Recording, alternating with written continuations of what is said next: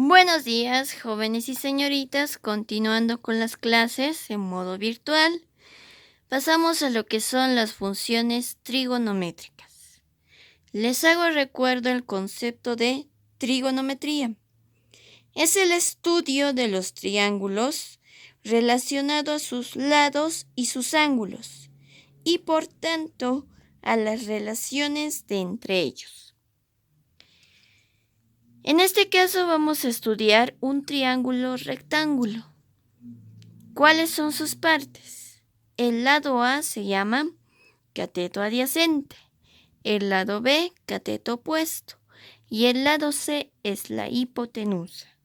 Además tenemos el ángulo alfa y el ángulo rectángulo que es de 90 grados. El teorema de Pitágoras, ¿qué nos decía? Que la hipotenusa al cuadrado, que en este caso es C al cuadrado, es igual al cateto adyacente elevado al cuadrado, que en este caso es A elevado al cuadrado, más el cateto opuesto elevado al cuadrado, que en este caso es B elevado al cuadrado.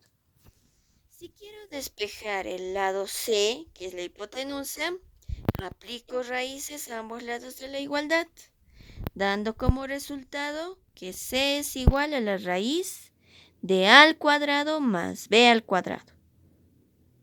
¿Cuáles son las funciones trigonométricas?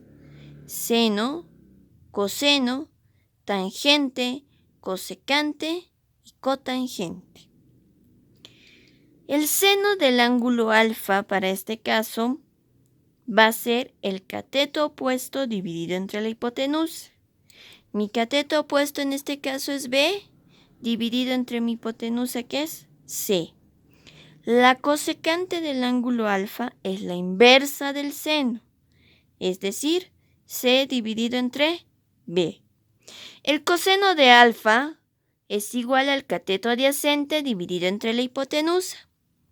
Y la secante del ángulo alfa es la inversa, es decir, C dividido entre A. La tangente del ángulo alfa es igual al cateto opuesto dividido entre el cateto adyacente.